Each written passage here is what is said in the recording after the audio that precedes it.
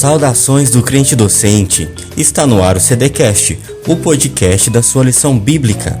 Eu sou o professor Túlio Pereira e estamos estudando juntos a revista Discipulado 1, Caminhando com Jesus, revista da editora Central Gospel. Hoje nós estudaremos a lição de número 2, cujo título é Jesus, o Salvador.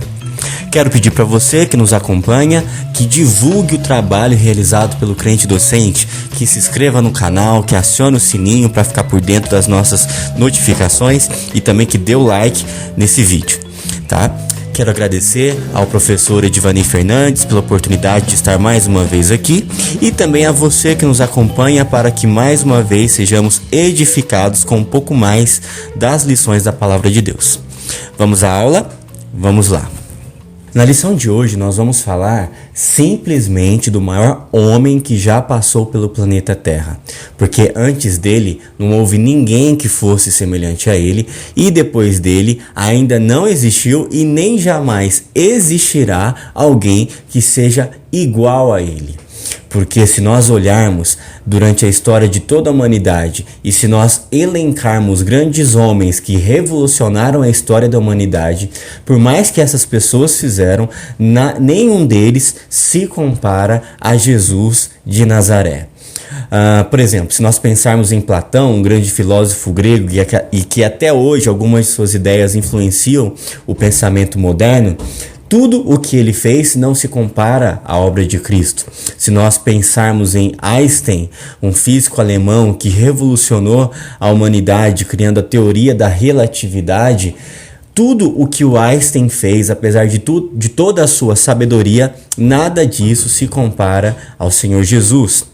Se nós pensarmos, por exemplo, em Henry Ford, que foi conhecido como o fundador da companhia Ford e revolucionou os métodos de produção em massa, tudo que ele fez e que ele contribuiu para a humanidade não se compara à obra do Senhor Jesus. Se nós pensarmos, por exemplo, em Leonardo da Vinci, que foi um grande artista, além de pintor, foi arquiteto, engenheiro, foi desenhista e revolucionou, foi um gênio, revolucionou a arte da sua época e criou tantas invenções. Nada do que este gênio foi capaz de fazer é comparável à obra do Senhor Jesus. Se nós pensarmos em outra pessoa, por exemplo, muito famosa, o Isaac Newton, que revolucionou a matemática, a química, a física e também se interessava por mecânica, astronomia, enfim, era também um outro gênio, nada do que ele fez se compara à obra do Senhor Jesus. Enfim, o Senhor Jesus é um homem extraordinário cujos ensinos são tão importantes que influenciaram a humanidade e influenciam até hoje. Nunca, ninguém jamais teve tanta influência no planeta Terra quanto a influência que o Senhor Jesus teve quando passou por aqui. O Senhor Jesus é simplesmente a maior pessoa que já colocou os pés sobre o nosso planeta. Ele é simplesmente o maior homem que já existiu. Então hoje nós vamos estudar a respeito de Jesus. Quem é Jesus? Essa é uma pergunta importante e nós temos que saber de fato quem o Senhor é para que nós o conheçamos de verdade. Esta aula então tem uma pergunta principal a qual nós tentaremos responder. A principal pergunta que esta aula tenta responder é a seguinte: quem é Jesus? Aleluia! E é interessante que nos evangelhos a gente vê que Jesus fez esta pergunta aos seus discípulos. Por exemplo, em Mateus 16, a partir do versículo 13, ele estava numa região chamada Cesareia de Filipe e ele pergunta aos seus discípulos: quem que os outros dizem que eu sou? E eles responderam: Senhor, uns dizem que você é João Batista, outros dizem que você é Elias, ou Jeremias, ou um outro dos profetas. E aí Jesus pergunta a eles: e vocês? Quem vocês dizem que eu sou? E Pedro responde: Senhor, tu és o Cristo, o Filho do Deus vivo. Então Jesus responde: bem-aventurado és tu, Simão, porque não foi carne nem sangue que te revelou isso, mas foi meu Pai que está no céu que te revelou. Olhem só que coisas interessantes que nós temos aqui nessa passagem.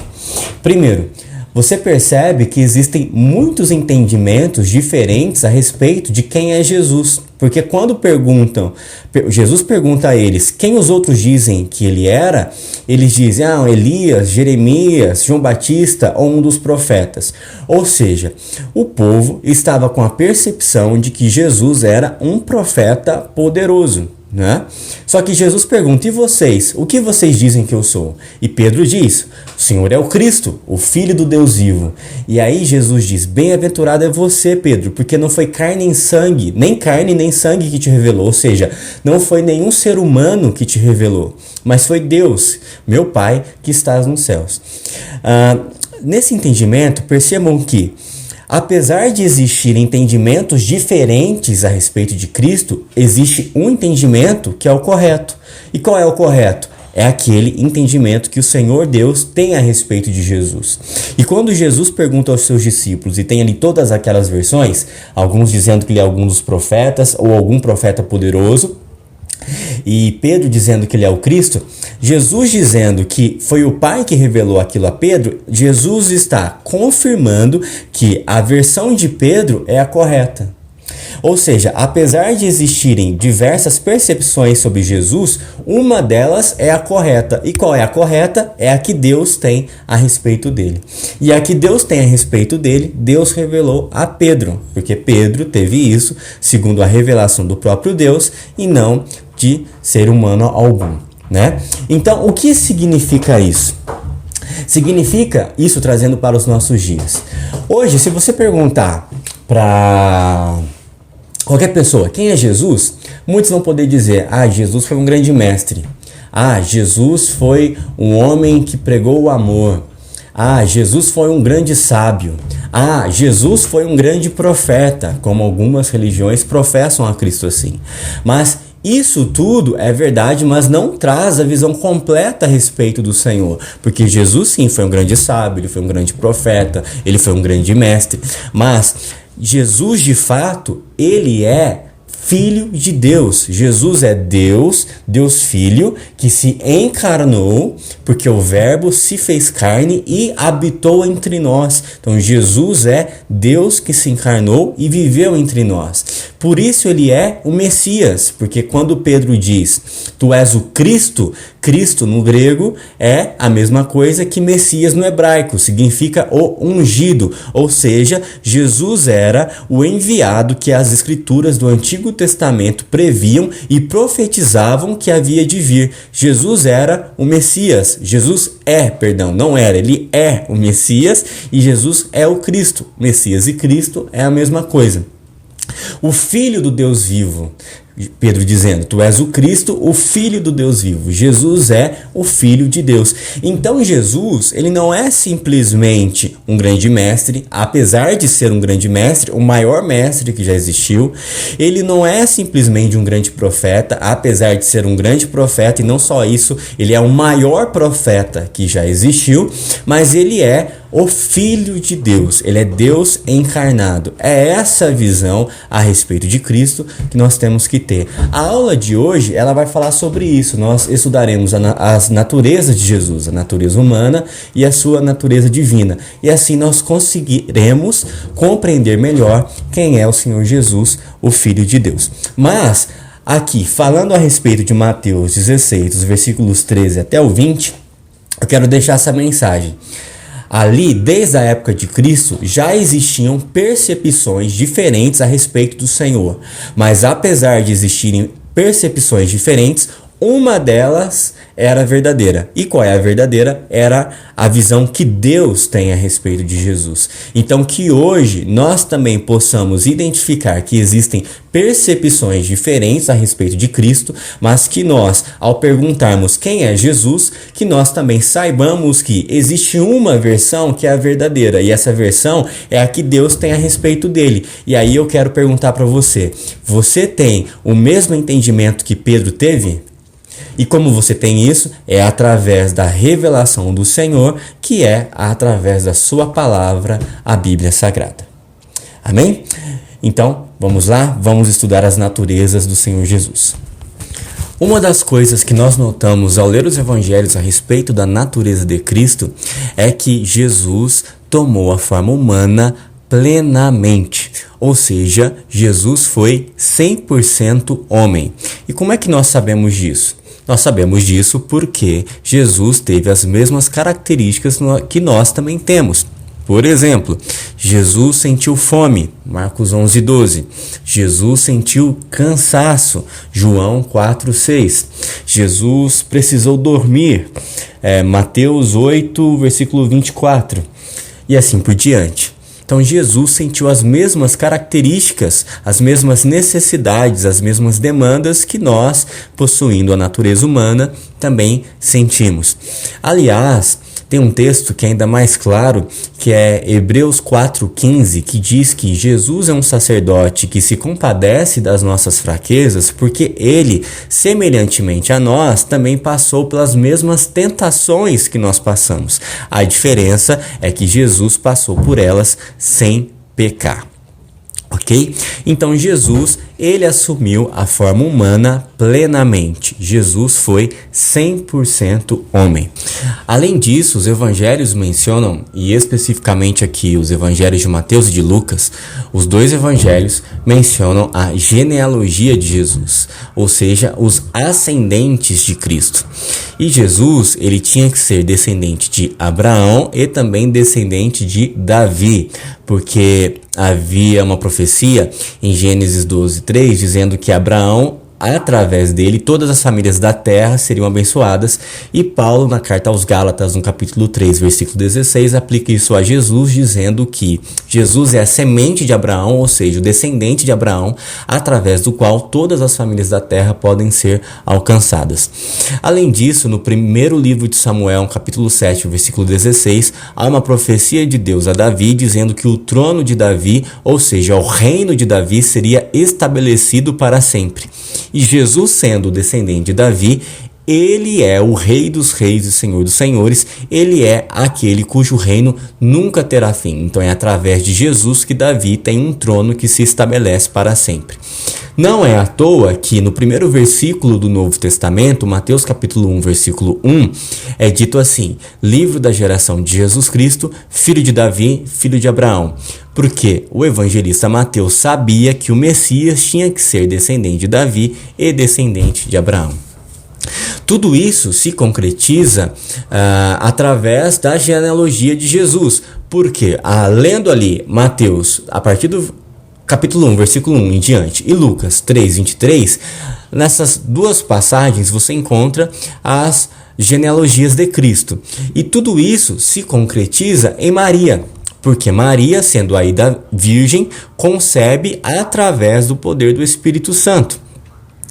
E, aliás, isso é até um cumprimento de uma profecia de Isaías 7,14, que foi feita há 700 anos antes de Cristo, que dizia que: eis que a virgem conceberá e dará à luz um filho, e lhe dará o nome de Emanuel. E o evangelista Mateus 1, a partir do versículo 21, diz que o nascimento de Cristo ocorreu daquela forma para cumprir essa profecia de Isaías, e ele explica que Emanuel significa Deus conosco. Jesus é o Deus que se tornou carne, Deus se tornou homem, Jesus é Deus conosco. Mais dois textos só que são importantes a respeito da natureza de Jesus que eu preciso aqui citar. O primeiro é o famoso texto de João 1,14, que diz que o Verbo se fez carne e habitou entre nós. Ora, o Verbo, aquele que é divino, aquele que é eterno, se fez carne, tomou a forma humana e habitou entre nós. Jesus se fez carne e habitou entre nós. E um outro texto é o texto da carta de Paulo aos Filipenses, no capítulo 2, a partir do versículo 5, onde ele diz que Jesus, tendo a forma de Deus, não quis reter a qualquer custo o ser igual a Deus, mas ele se humilhou, esvaziou-se a si mesmo e tomou a forma de homem, tornando-se servo. E sendo servo, ele foi obediente até a morte de cruz, e pela obediência dele, Deus o exaltou de sobremaneira que, ao nome de Jesus, se dobre todo o joelho que está nos céus, na terra e debaixo da terra, e que toda língua confesse que Jesus Cristo é o Senhor, para a glória de Deus Pai. Aleluia. Esse texto de Filipenses 2, a partir do versículo 5, demonstra Jesus que existia na forma de Deus, mas que toma a forma humana. Ou seja, Resumindo tudo, o que eu quero aqui enfatizar é: Jesus tomou a forma humana plenamente, ele foi 100% homem.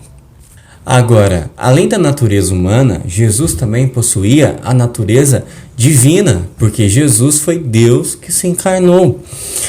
Ora, eu me recordo de uma vez que eu estava no meio de alguns colegas que não conheciam tanto a Bíblia e eu perguntei a eles: quem veio primeiro, Maria ou Jesus? E eles responderam: Maria. Ora, tá errado.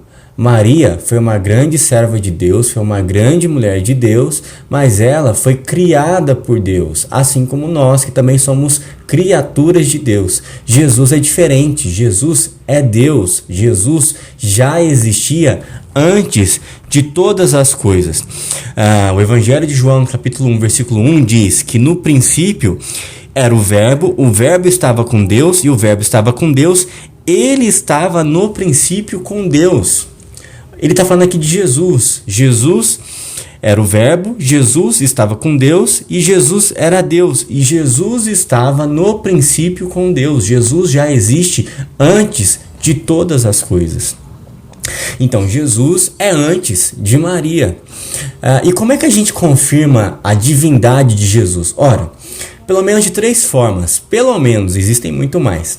Mas vamos lá. Primeira, tem um texto na Bíblia Sagrada que é muito claro, que é a primeira carta de João, capítulo 4, no versículo 20, que diz assim: naquilo que é verdadeiro estamos, isto é, em Jesus Cristo, este é o verdadeiro Deus e a vida eterna. Ou seja, Jesus é o verdadeiro Deus e a vida eterna. Poxa, mais claro do que isso não existe. Jesus é o verdadeiro Deus.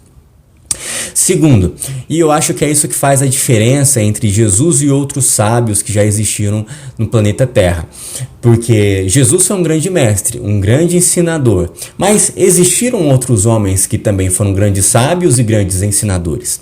Só que, apesar de que o ensino de Jesus ser mais excelente do que outros homens que já existiram, além disso, Jesus realizou diversos milagres e esses milagres servem de sinais para nós de que ele é divino, porque nenhum outro fez os mesmos sinais que ele, Jesus, fez. Aliás, o próprio Senhor Jesus falava a respeito das obras que ele fazia como testemunho de que o Pai o havia enviado. Por exemplo, João 5,36. Ele diz ali que as obras dele testemunham que o Pai o enviou. Em diversas outras passagens no Evangelho de João, Jesus faz referência às suas obras para que os seus discípulos acreditem nele. Mas aqui eu estou citando apenas um, onde ele próprio, o Senhor Jesus, faz menção desses milagres a respeito de que esses sinais testemunham a favor do Senhor Jesus. Tá? Então, os sinais que o Senhor Jesus demonstram que ele é superior a qualquer outro homem que já existiu. Bom, terceiro, além desses 2 que eu já mencionei, há uma terceira questão que é muito interessante. Deus criou o homem à sua imagem e à sua semelhança. Isso significa que nós somos parecidos com Deus. Nós não somos iguais a Deus, mas nós somos parecidos com Deus. Por exemplo, Deus é amor. O homem, ele não tem em sua essência a forma plena de amor, mas ele é capaz de amar. Então, esse atributo de Deus, o amor, é um atributo que você encontra em Deus, mas você também encontra no homem. Em Deus você encontra em sua forma plena, no homem você encontra em sua forma parcial. Mas como você encontra tanto em Deus quanto no homem, esse é um atributo comunicável. Porque ele se comunica entre os dois, ele é encontrado entre os dois. Então Deus é amor, o homem é capaz de amar. Deus é justo, o homem é capaz de fazer justiça. Deus é misericordioso, o homem também é capaz de agir com misericórdia. Deus é paciente, o homem também é capaz de agir com paciência e assim por diante. Pois bem, estes são atributos comunicáveis.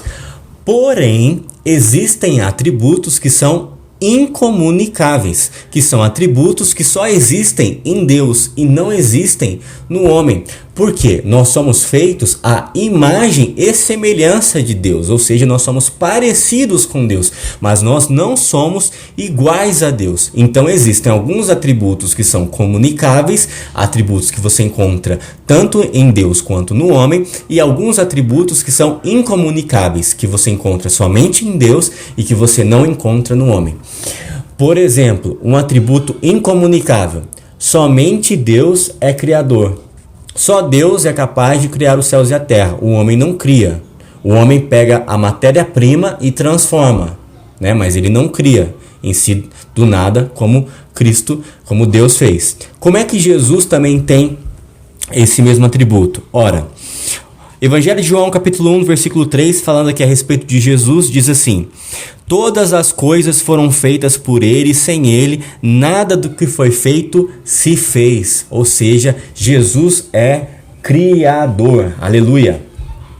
Outro atributo incomunicável que somente Deus tem: só Deus é eterno. O homem não, o homem tem o seu início e depois a sua morte, ele vai viver a sua morte eterna ou a vida eterna, mas o homem não existiu sempre, ele teve um início. Deus não, Deus sempre existiu, Deus é eterno. E como é que nós sabemos isso a respeito de Jesus? Ora, Jesus diz que ele é o Alfa e o Ômega, o princípio e o fim, o primeiro e o último. Alfa e o ômega quer dizer que no alfabeto grego a primeira letra era o alfa e a última letra era o ômega. É como o nosso alfabeto em português, o A e o Z. É como se Jesus estivesse dizendo: eu sou o A e o Z, o primeiro e o último, né? Ele está usando as letras do alfabeto grego para se referir à sua eternidade. Um outro texto que fala a respeito disso é Hebreus 13:8, onde diz que Jesus Cristo é o mesmo ontem, hoje e para sempre. Aleluia, Jesus é eterno. Outra característica que é incomunicável: somente Deus é onipotente, ou seja, somente Deus tem todo o poder. E Jesus diz em Mateus 28:18 que todo o poder lhe foi dado no céu e na terra. Então Jesus é onipotente. Ora, outro atributo de Deus, que somente Deus tem, é que ele é onisciente, somente ele sabe todas as coisas. E Jesus é onisciente. Em Mateus 9:4, por exemplo, ali se diz que Jesus, conhecendo os pensamentos daqueles homens, ele sabia o que eles estavam murmurando em seu coração. Além disso, nós vemos diversas vezes nos evangelhos os homens declarando que Jesus sabia todas as coisas. Por exemplo, Pedro dizendo em João 21:17, Senhor, tu sabes todas as coisas. E além disso, nas cartas às igrejas do Apocalipse, nas 7 cartas, Jesus constantemente diz: eu conheço as tuas obras, conforme Apocalipse 2:2, 2:19, 3:1, 3:8 e 3:15. Portanto, Jesus também é onisciente. E Jesus, ele também é onipresente. Somente Deus pode estar em todos os lugares. Jesus também pode estar em todos os lugares. Ele diz em Mateus 28:20 que eis que estou convosco todos os dias até a consumação dos séculos. Ora, se essa é uma promessa para os discípulos, cada discípulo foi para um lugar. E ele estava com todos eles todos os dias, assim como essa promessa é válida para nós hoje também. E ele está comigo, que hoje estou aqui em São Paulo, mas está com alguém outro que está no Rio, outro que está em Minas, outro que está no Pará, outro que está no Amapá, outro que está no Rio Grande do Sul, outro que está fora do Brasil e assim por diante. Jesus está conosco todos os dias até a consumação dos séculos. Jesus é onipresente. Portanto, Jesus também possui características divinas. Jesus não é só homem, ele também é Deus. E é isso que o faz ser completamente diferente de qualquer outra pessoa que você já conheceu. Compreendendo isso agora, então, a natureza humana e a natureza divina de Cristo, a gente tem uma maior capacidade de entendermos melhor qual foi a resposta de Pedro quando Jesus perguntou aos seus discípulos a respeito de quem ele era. Quando ele disse: quem os outros pensam que eu sou? Em Mateus 16, a partir do versículo 13. E eles responderam: Jesus, uns dizem que tu és João Batista, outros Elias, Jeremias ou um dos profetas. E Jesus pergunta a eles: e vocês, quem vocês dizem que eu sou? E Pedro responde: tu és o Cristo, o Filho do Deus vivo. E Jesus responde a Pedro que não foi ser humano algum que lhe revelou aquilo, mas foi o próprio Pai, o Deus, que o havia revelado. Ora, nós agora, sabendo da natureza humana e a natureza divina, nós sabemos que Jesus não foi apenas um grande mestre, não foi apenas um grande profeta, mas Jesus foi o Filho de Deus, foi Deus que se encarnou e tomou a forma humana e habitou entre nós. Por isso, Jesus é aquele que cumpre as profecias do Antigo Testamento. Jesus é o Messias, o Cristo, o ungido, aquele que havia de vir para nos resgatar. E aí então, fica aqui faltando só mais uma coisa para que nós tenhamos que responder, que é a seguinte: qual foi o propósito de Jesus vir à Terra? Jesus, ele veio à Terra por alguns motivos, e dentre eles separei aqui 7 respostas que a Bíblia dá a respeito disso. Por que Jesus veio ao mundo? Então vamos lá. João 12:46. Jesus Cristo veio ao mundo para ser a luz daqueles que andam em trevas. Lucas 5:32. Jesus Cristo veio ao mundo para chamar pecadores ao arrependimento. João 10:10. Jesus Cristo veio ao mundo para nos dar vida e vida em abundância. Mateus 1:21. Jesus veio ao mundo para nos salvar de nossos pecados. 2 Coríntios 5, do 17 ao 21. Jesus Cristo veio ao mundo para nos reconciliar com Deus. 1 João 3,8. Jesus Cristo veio ao mundo para destruir as obras do diabo. E João 3,16, que foi, esse texto é as próprias palavras de Cristo. Jesus diz assim, que Deus amou o mundo de tal maneira que deu seu Filho unigênito para que todo aquele que nele crê não pereça, mas tenha vida eterna, que nos ensina que Jesus veio ao mundo para salvar todo aquele que nele crê. Aleluia! Aliás, essa é a principal razão pela qual Jesus veio ao mundo. Ele mesmo dizendo: Deus amou o mundo de tal maneira que mandou o seu Filho unigênito para que todo aquele que nele crê não pereça, mas tenha a vida eterna. Jesus Cristo veio ao mundo porque Deus nos ama, Deus te ama, e por isso Cristo veio para nos oferecer a salvação, e nós obtemos essa salvação através da fé. O meu desejo é que você conheça Jesus, que você se aproxime dele a cada dia mais, que você seja imitador dele, como o apóstolo Paulo diz em 1 Coríntios 11:1, sejam meus imitadores assim como eu sou de Cristo. Jesus é o nosso modelo de vida, é o nosso modelo de fé, é o nosso Salvador, é o nosso Redentor. Tudo foi feito por ele e para ele. Que nós conheçamos a ele e que nós prossigamos em conhecê-lo, porque ele é a fonte de toda a vida, a fonte de tudo. Que Deus abençoe a todos. Eu peço a vocês mais uma vez que curtam as redes sociais do Crente Docente, ou sigam o Crente Docente no Facebook, no Instagram, no YouTube, e que Deus abençoe a todos em nome de Jesus. Amém.